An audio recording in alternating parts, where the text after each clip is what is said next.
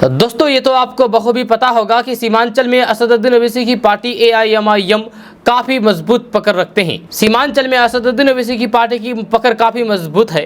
अब इन्हीं पकड़ को ढीला करने के लिए कांग्रेस ने भी कमर कस ली है। कांग्रेस लगातार बिहार में अपने पदाधिकारी को चेंज कर रहे हैं और दूसरे को मौका दे रहे हैं। खास करके यहाँ देखा जाए तो हाल फिलहाल में ही कांग्रेस ने अपने विधायक दल का नेता को बदला है, जो एक मुस्लिम को बनाया है और वह शकील अहमद खान को बनाया है।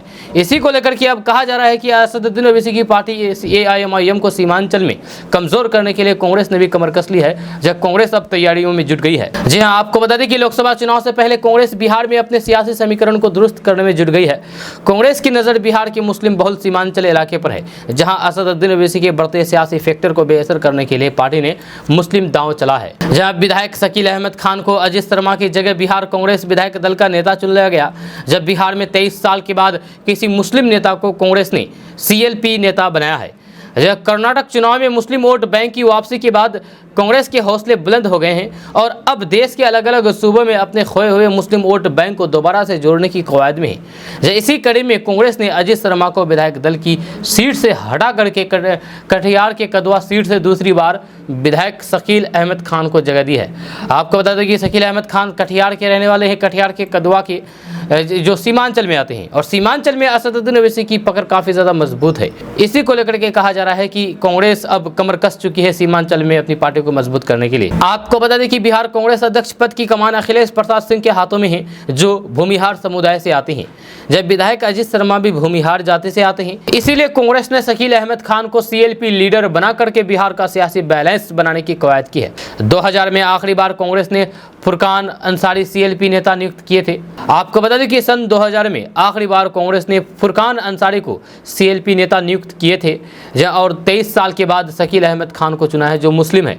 इसे बिहार के सीमांचल क्षेत्र में कांग्रेस की मुस्लिम पॉलिटिक्स के लिए काफी अहम माना जाता है। शकील अहमद खान सीमांचल इलाके से आते हैं, जो कांग्रेस का एक समय मजबूत गढ़ माना जाता था।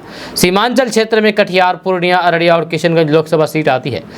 कांग्रेस के पास बिहार में सिर्फ किशनगंज लोकसभा सीट है, लेकिन असदुद्दीन ओवैसी की ऑल इंडिया मजलिस इत्तेहादुल मुस्लिमीन धीरे धीरे सीमांचल में अपनी सियासी जड़ें जमाती जा रही है। सन 2020 के बिहार विधानसभा चुनाव में असदुद्दीन ओवैसी की पार्टी से 5 विधायक जीतने में कामयाब रहे थे। ये सभी 5 विधायक सीमांचल से आज जीते थे। हालांकि इनमें 4 विधायकों ने RJD का दामन थाम लिया था, लेकिन इससे ओवैसी का असर कम नहीं हुआ। जब बिहार की सियासत में असदुद्दीन ओवैसी के राजनीतिक फैक्टर को बेअसर करने के लिए कांग्रेस को सीमांचल क्षेत्र में एक मजबूत चेहरे की तलाश थी। किशनगंज में कांग्रेस की अच्छी पकड़ है और शकील अहमद खान के लिए पार्टी सीमांचल के पूरे इलाके में अपनी जड़ें दोबारा से जमाना चाहती है। सीमांचल की राजनीति में इतना कुछ दांव पर होने के कारण कांग्रेस ने शकील अहमद खान जैसे नेता को आगे बढ़ करके सीमांचल का भरोसा जीतने का दाव चला है, ताकि असदुद्दीन ओवैसी के बढ़ते हुए सियासी प्रभाव को तोड़ा जा सके। जी हां, बिहार के सीमांचल में 40 से 70% तक मुस्लिम आबादी है, इसलिए ओवैसी ने बिहार में इसी सीमांचल के इलाके में अपनी सियासी प्रयोगशाला बनाया, तो फिर कांग्रेस RJD को तगड़ा झटका लगा है। जहाँ कांग्रेस बिहार में 2024 के लोकसभा चुनाव और 2025 के विधानसभा चुनाव को देखते हुए अभी से अपनी जमीन तैयार करने में जुट गई है। 2019 के लोकसभा चुनाव में बीजेपी इस क्षेत्र की 4 लोकसभा सीटों में से 1 किशनगंज ही जीत सकी थी। जदयू ने कटिहार और पूर्णिया सीट जीती थी, जबकि अररिया सीट बीजेपी को मिली थी। सीमांचल इलाके की 24 विधानसभा सीटों से 16 पर महागठबंधन का कब्जा है। कांग्रेस के 5, RJD के पास 7 सीटें हैं, तो जदयू के पास 4 सीटें हैं। जहां RJD की 7 सीटों में ओवैसी के 4 विधायक भी शामिल है। मुस्लिम वोटों के सहारे असदुद्दीन ओवैसी की पार्टी AIMIM ने भी सीमांचल में 5 सीटें जीत करके बिहार में दमदारी के साथ एंट्री की थी, लेकिन उनके 4 विधायक RJD में शामिल हो गए। असदुद्दीन ओवैसी की पार्टी दोबारा से सीमांचल में सक्रिय है, तो फिर कांग्रेस की नज़र भी इसी इलाके पर है। 2019 के लोकसभा चुनाव के दौरान किशनगंज सीट पर असदुद्दीन ओवैसी की पार्टी को करीब 3 लाख मत मिले थे, जो 26.78% था। कांग्रेस सीमांचल के जरिए बिहार में अपनी वापसी की उम्मीद लगा रखी है, जिसके चलते शकील अहमद खान को CLC नेता बनाया गया है। शकील अहमद खान का जन्म सीमांचल के कटिहार के काबरकोठी गांव में हुआ था। शकील अहमद खान की शुरुआती शिक्षा गांव में हुई, जिसके बाद उन्होंने पटना विश्वविद्यालय से स्नातक किया। इसके बाद उन्होंने दिल्ली के जवाहरलाल नेहरू विश्वविद्यालय से MA एमफिल और पीएचडी किया। जेएनयू में पढ़ते हुए सियासत में कदम रखा और सीपीआईएम से स्टूडेंट्स विंग एफएसआई से जुड़ गए। 1992 में जेएनयू छात्र संघ के अध्यक्ष के रूप में चुने गए। 1999 में कांग्रेस में शामिल हुए और राष्ट्रीय सचिव रहे।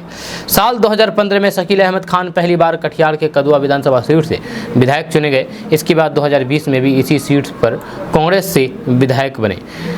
बिहार की सियासत में शकील अहमद खान अपनी मजबूती पकड़ बनाने में सफल रहे, जिसके चलते पार्टी ने उन्हें विधायक दल का नेता बना करके 2024 के लोकसभा चुनाव में सीमांचल की सियासी समीकरण को साधने और मुस्लिमों के विश्वास को जीतने का दाव चला है। आपको बता दें कि शकील अहमद खान और चौधरी महबूब अली कैसर बिहार कांग्रेस प्रमुख के रूप में कार्य कर चुके हैं।